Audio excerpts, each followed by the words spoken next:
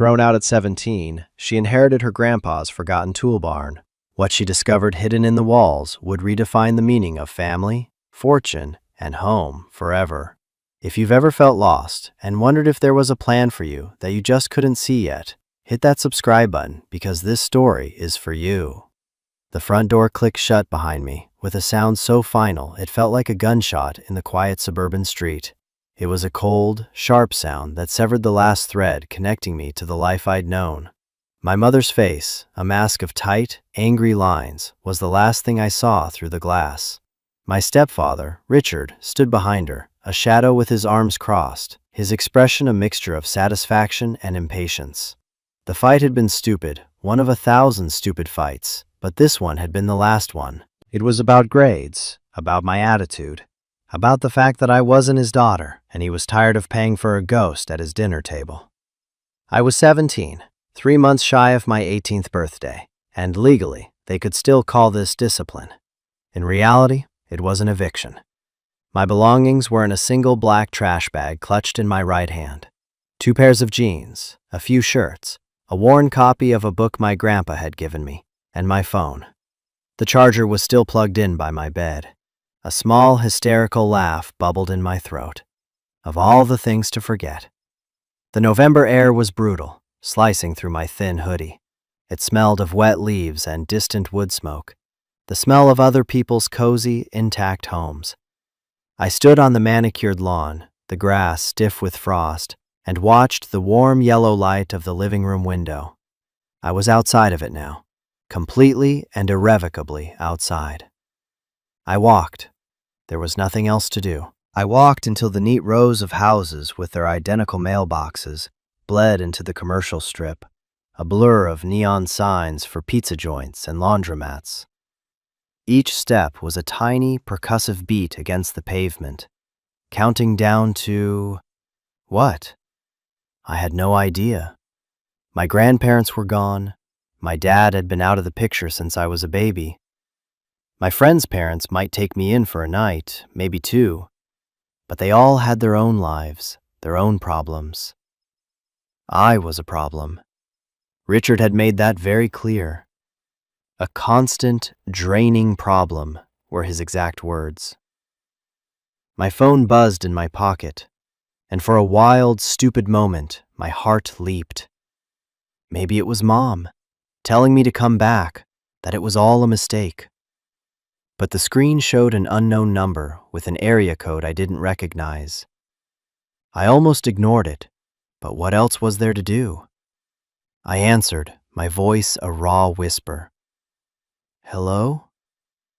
Am I speaking with Maya Anderson? A man's voice asked. It was deep and gravelly, like stones rolling around in a barrel. It sounded old. Yes, I said, my teeth chattering. Who is this? My name is Arthur Gable. I was your grandfather's attorney. And his friend. My grandfather. He'd been gone for 2 years. His death had been the first real crack in the foundation of my world.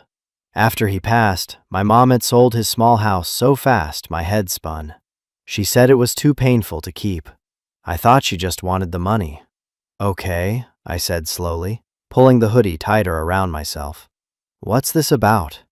I've been trying to reach your mother for a few weeks now, but she hasn't returned my calls. It concerns the final disposition of your grandfather's estate. Estate? That was a laugh. Grandpa Joe was a carpenter, a handyman. He had a beat-up truck, a collection of worn flannel shirts, and hands as rough as bark. He didn't have an estate. There's nothing left, I said, the words tasting bitter. My mother sold the house. She sold the residential property, yes, Mr. Gable corrected gently. But there was a second parcel, a small commercial plot on the edge of town. It wasn't much, just a workshop, a barn, really. He was very specific in his will.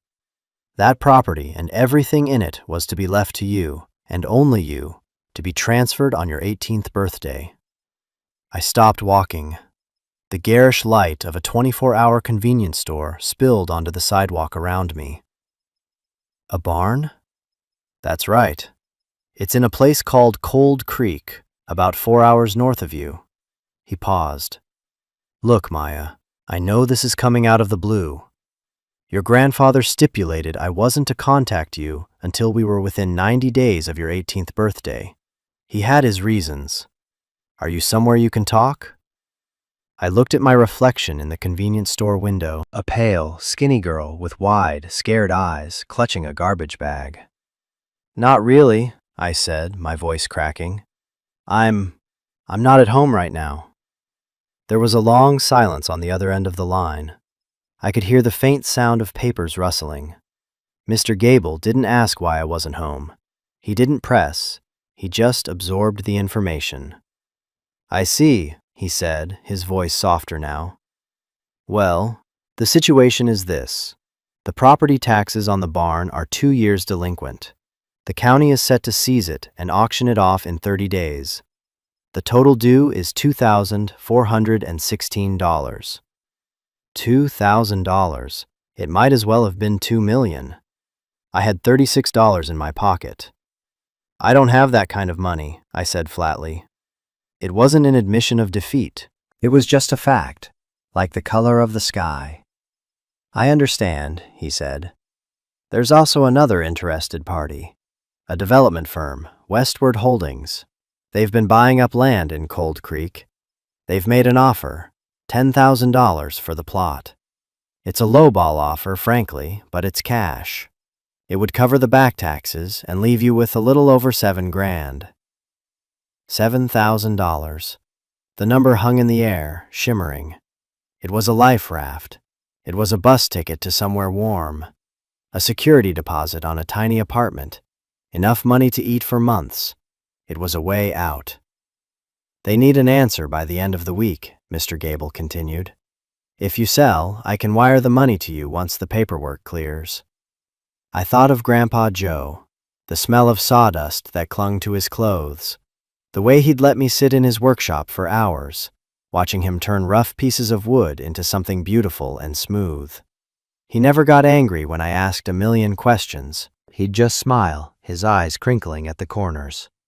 Why would he leave me a barn he knew I couldn't afford to keep? It didn't make any sense. "What's in it?" I asked. "The barn. Tools, I imagine, lumber, old equipment. I haven't been inside it in years." Joe was a private man. He paused again. "He loved you very much, Maya. He talked about you all the time. He said you were the only one who understood the value of working with your hands." My throat tightened. I hadn't realized how desperately I needed to hear that until I heard it. I looked down at my own hands, pale and trembling in the cold. I didn't know what to do. I was homeless, broke, and 17. Selling was the only logical choice, the smart choice. But a tiny, stubborn part of me, the part that was all my grandfather, whispered, "No, not yet." "Can I see it?" I asked. "Before I decide?" There was another pause. I pictured him in a dusty office, surrounded by stacks of books, a single lamp cutting through the gloom. A man from another time. "It's a long bus ride," he said, not as a warning, but as a statement of fact. "And there's nowhere to stay in Cold Creek, not really. The motel closed down years ago." "I don't care," I said. The words came out stronger than I felt. "I need to see it." "All right," Mr. Gable said. His voice held a note of something I couldn't quite decipher. Respect, maybe. "I'll leave the key under a loose stone by the front door. It's a big red barn just off Route 4. You can't miss it. Call me when you get there. And Maya?" "Yeah?" "Be careful." The bus ride was a 4-hour journey through a landscape that grew progressively emptier. The sprawling suburbs gave way to farmland, then to dense, dark forests of pine. The other passengers were a quiet, weary collection of souls, each lost in their own world. I watched the towns roll by, their names painted on faded wooden signs: Harmony, Pine Ridge, Summit. They were places people left, not places they went to. I huddled by the window, the trash bag of my life at my feet, and tried not to think.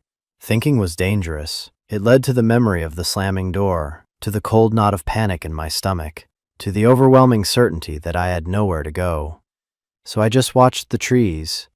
They were tall and silent, their branches skeletal against the pale gray sky.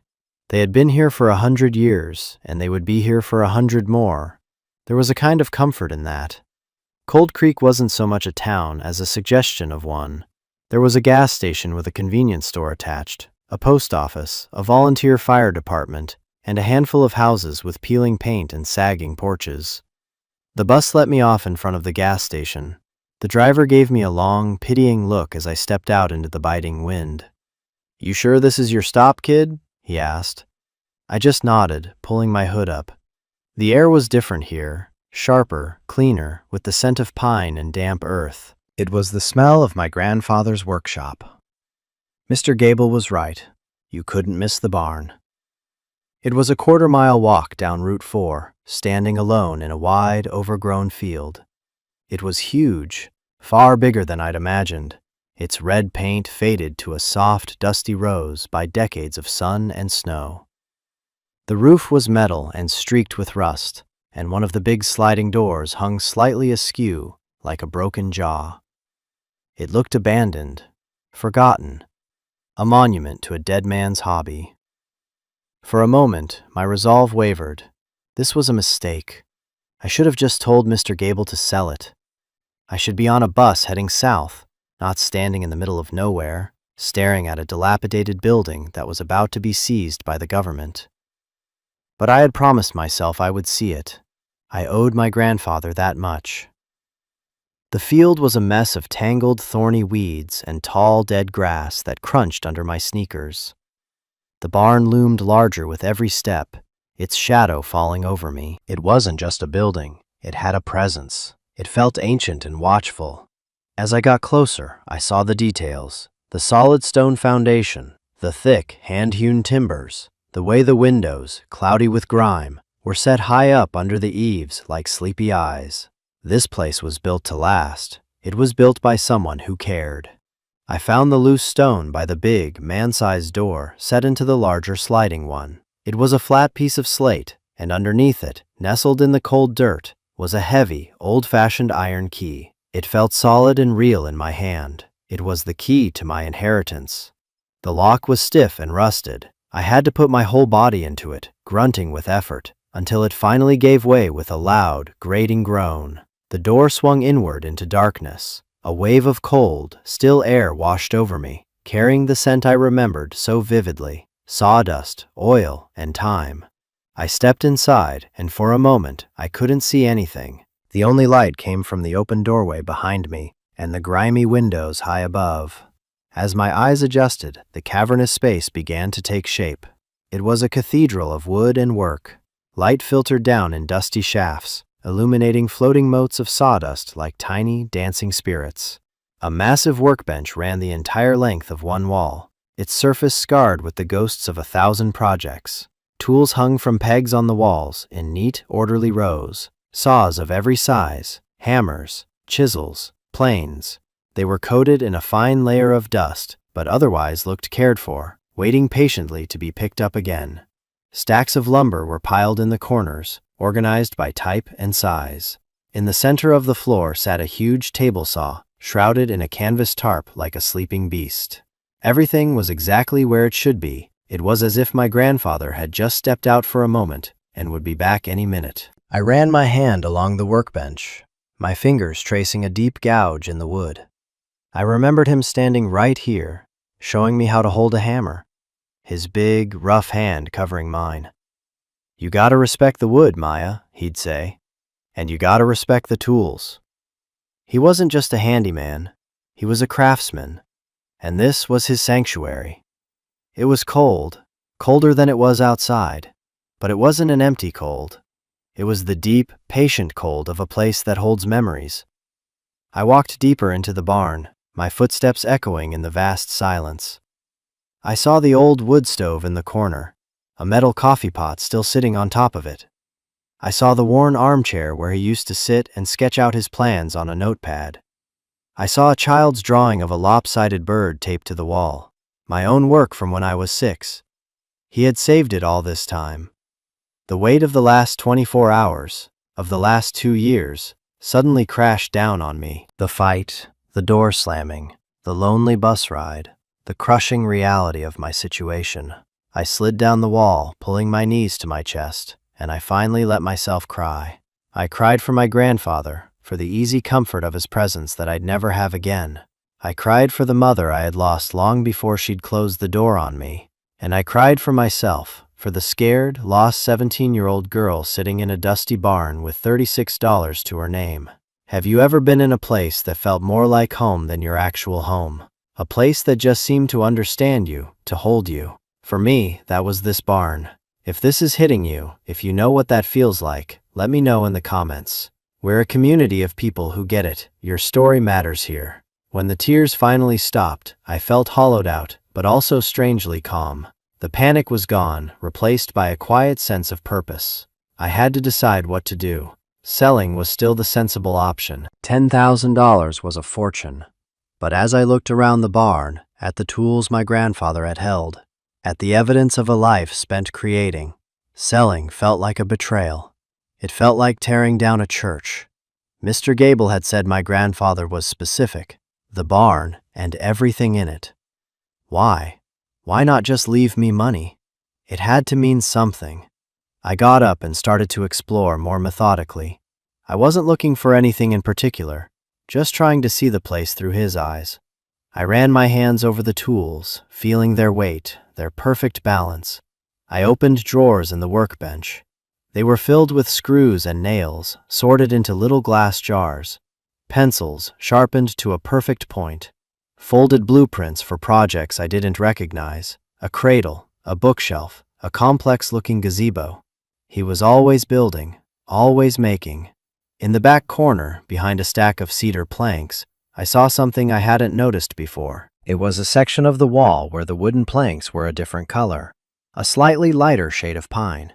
They looked newer than the surrounding wood. I ran my hand over them. They were smooth, almost seamless. But at the very bottom, near the floor, I felt a tiny notch, almost invisible unless you were looking for it. My heart started to beat a little faster.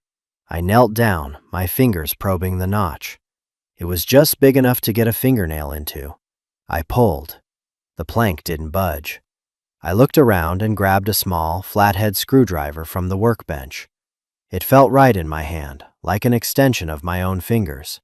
I wedged the tip into the seam and gently pried. With a soft groan of old wood, a section of the wall, about 3 feet wide and 4 feet high, swung inward on hidden hinges.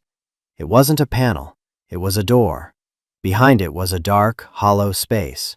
I fumbled for my phone, my hands shaking, and turned on the flashlight. The beam cut through the darkness and landed on a small metal strongbox sitting on a dusty shelf built into the framing of the wall.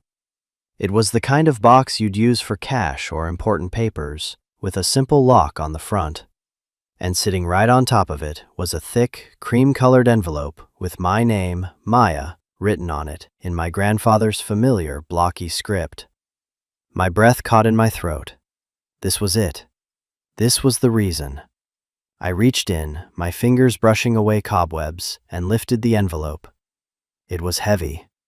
I sat down on the cold concrete floor, the beam of my phone's flashlight trembling in my hand, and I carefully broke the seal.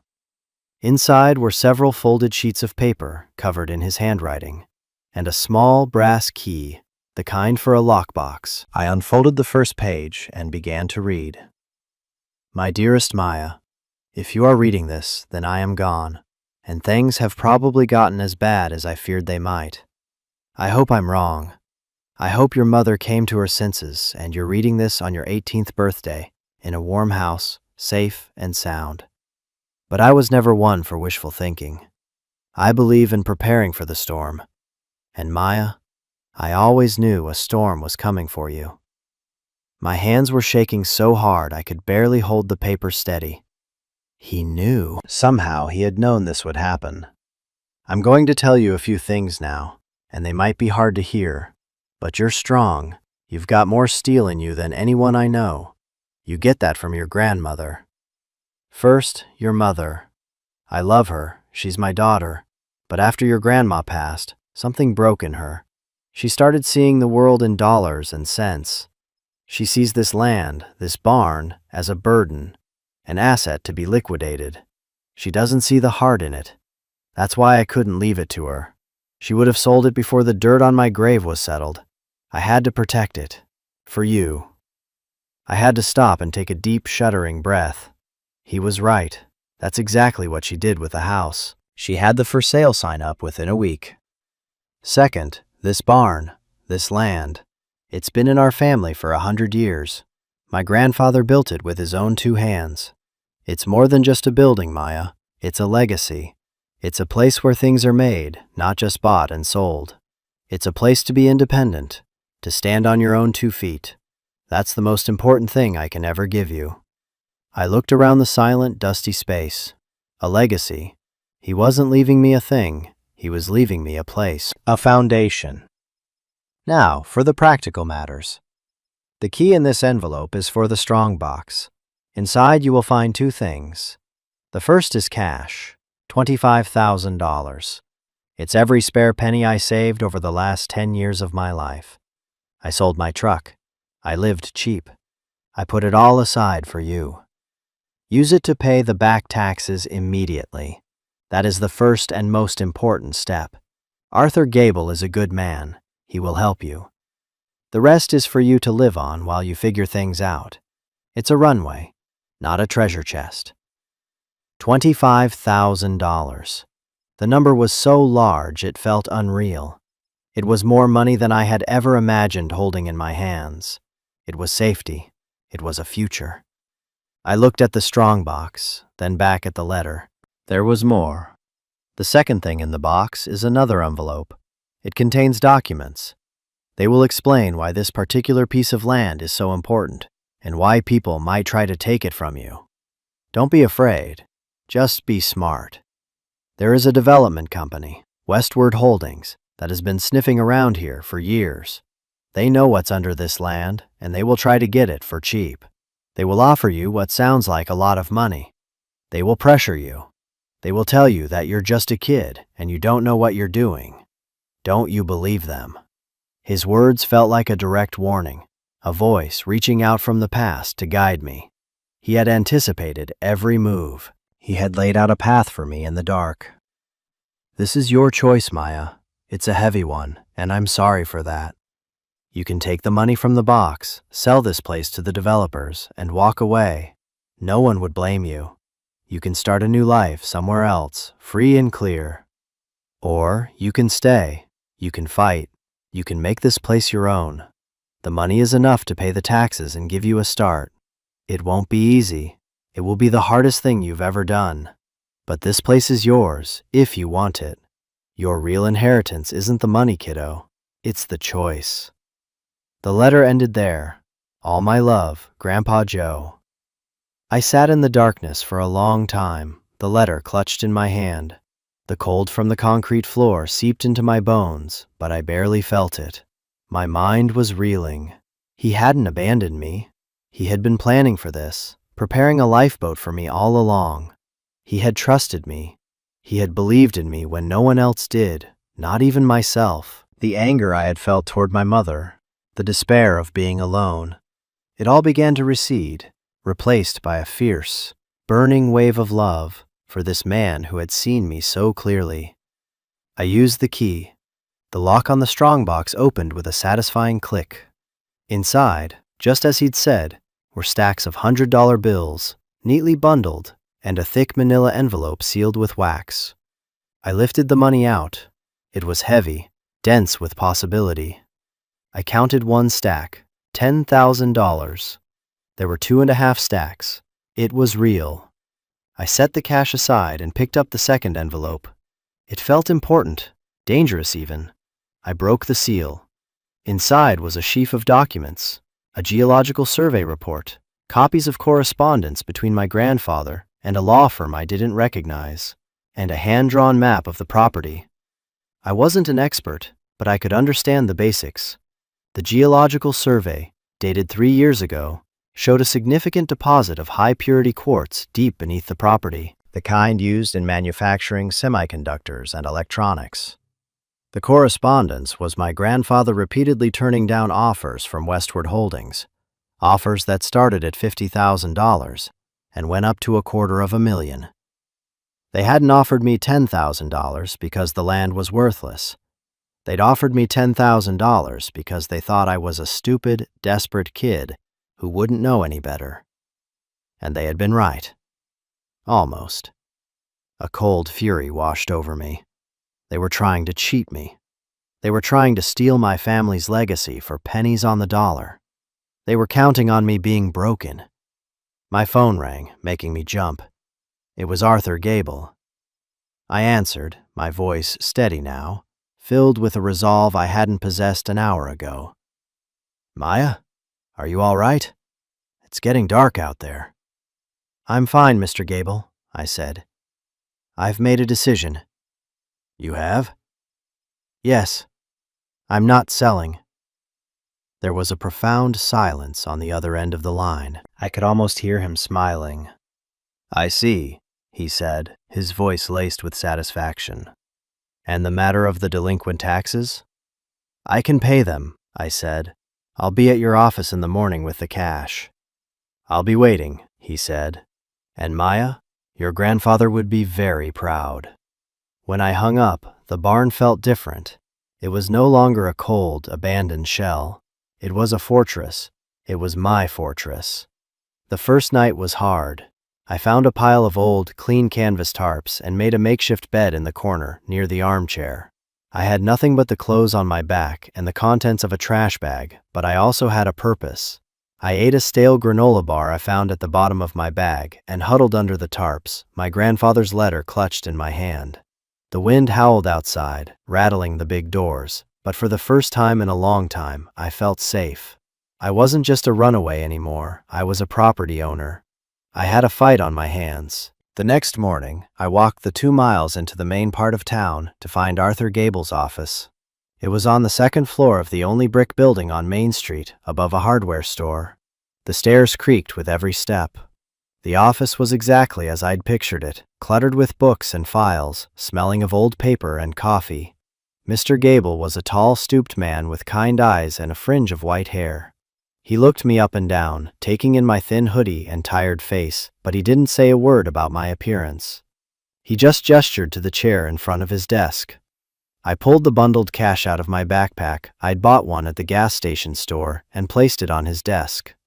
$2,416. He counted it slowly and deliberately, then wrote me a receipt. "I'll get this over to the county courthouse today," he said, looking at me over the top of his glasses. "As of this afternoon, the property will be in good standing, and in your name." "What happens now?" I asked. "Now, Westward Holdings gets a phone call from me, informing them that their offer has been declined." He leaned back in his chair. "They won't be happy. They'll likely come back with a higher offer, much higher. Are you prepared for that?" "They think the land is valuable because of a quartz deposit," I said, watching his face. His expression didn't change, but his eyes sharpened. "Your grandfather was a sharp man," he said. "He did his homework." "He said they would pressure me." "They will. They'll try to bury you in legal paperwork. They'll challenge the zoning. They'll make your life difficult. They're a big company with deep pockets. You're a 17-year-old girl living in a barn." "The barn has a wood stove," I said quietly, "and I'm a fast learner." He studied me for a long moment, a genuine slow smile spreading across his face. "Yes," he said, "I believe you are." The next few weeks were a blur of activity. Arthur Gable was true to his word. He became my guide and my shield. He filed the paperwork to have me legally emancipated, a process made easier by the fact that my mother, when contacted, officially signed away her parental rights without a second thought. That stung, but it also set me free. The developers came back with a new offer, as predicted, $50,000.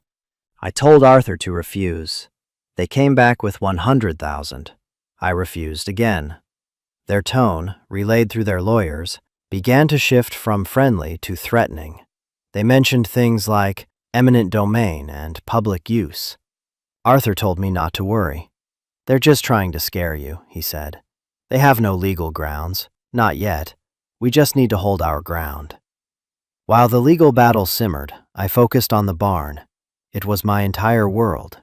I spent the money my grandfather left me with careful precision. I bought a used sleeping bag and a thick air mattress. I bought groceries. I bought work gloves and cleaning supplies, and I started to clean. For 2 weeks, I did nothing but sweep, scrub, and organize. I dusted every tool, wiped down every surface. I washed the grimy windows, and for the first time in years, clear, bright sunlight streamed into the barn, transforming it. It wasn't just a dusty workshop anymore.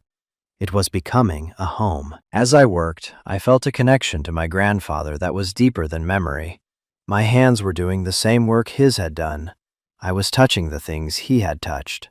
I was breathing the same air. I found more of his legacy hidden in plain sight. Tucked into a ledger on his desk were notes on sustainable farming, on crop rotation, on how to live off the grid. He hadn't just been a carpenter, he'd been a dreamer. He had a vision for this land that went far beyond a simple workshop.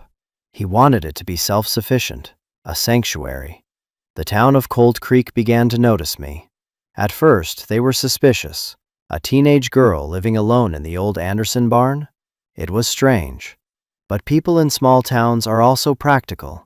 The man at the hardware store, a burly guy named Frank, started giving me discounts on supplies after I spent an hour helping him unload a shipment of lumber without being asked.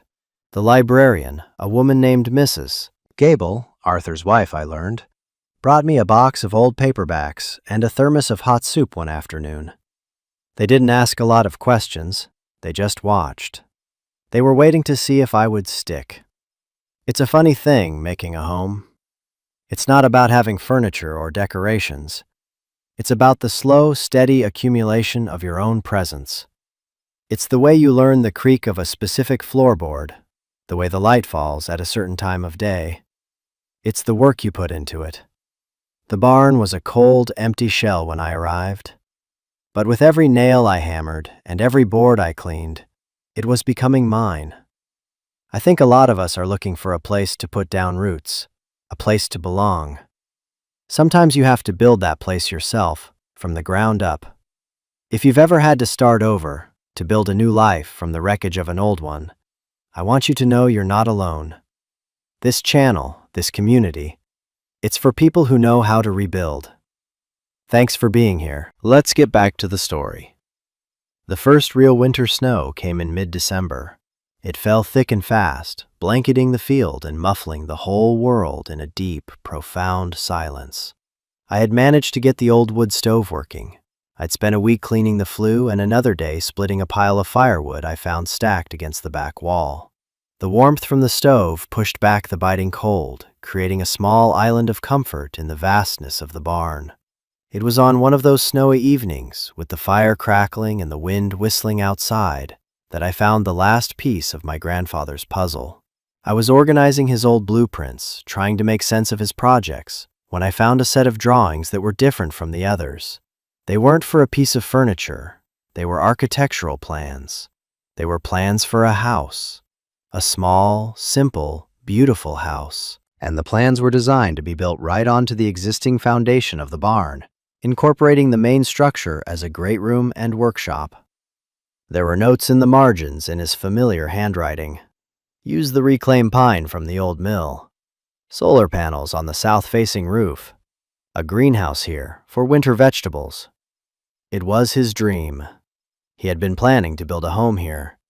A home for us. Tucked inside the rolled-up blueprints was one final letter. This one was shorter. Maya, if you found these, it means you chose to stay. I knew you would. You have a builder's heart. This was my plan, to build a place for you, for me, for us. A place where no one could ever throw you out. I ran out of time, kiddo, but the plan is all there. The materials are here. The tools are here. Everything you need. You don't have to build it, but I wanted you to know that this was the dream. Not to sell the land, but to grow on it. Not to dig down for what's underneath, but to build up toward the sky. Whatever you do, make it a good story. Love, Grandpa. I sat there, the plans spread out on the workbench, and I saw it. I saw the house he had dreamed of.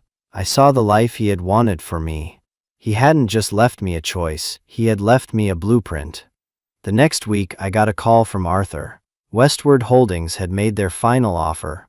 $500,000 cash, and they had filed a preliminary motion to have the land rezoned for industrial mining, a legal maneuver designed to force my hand. "This is their last shot, Maya," Arthur said. "They're trying to intimidate you with a big number and a big legal threat. The rezoning hearing is in 6 months. We can fight it, but it will be expensive. This is the moment of truth.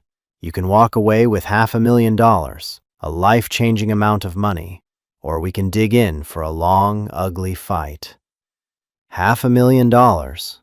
I thought about what that could buy: a nice apartment in a city, a college education, a new car, a life of comfort and ease, a life as far away from Cold Creek in my past as I could get. I looked around the barn. I looked at the clean, orderly tools on the wall. I looked at the fire glowing in the wood stove.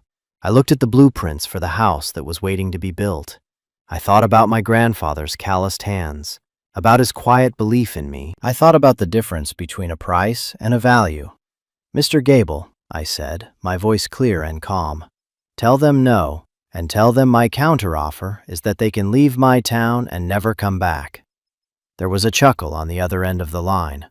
"I will enjoy making that phone call," he said. Now, about our legal strategy. The fight was just beginning, but I wasn't scared anymore. I knew I wasn't just fighting for a piece of land. I was fighting for a legacy. I was fighting for my home.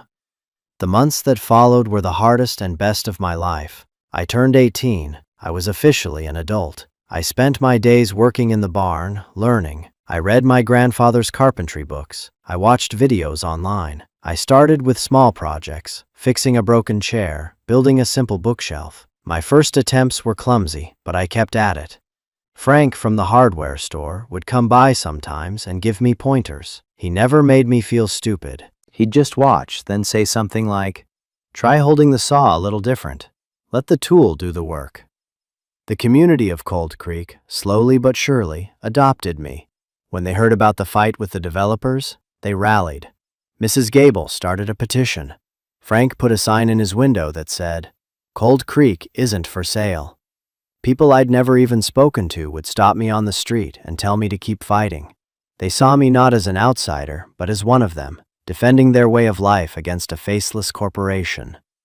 We went to the zoning hearing in the spring. The town hall was packed. Westward Holdings sent a team of slick lawyers in expensive suits. They talked about jobs and progress and the economic benefits of a mine. Then Arthur Gable stood up. He spoke for 10 minutes. He talked about the history of the Anderson family in Cold Creek. He talked about a grandfather's legacy. Then he called me to the stand. I was terrified.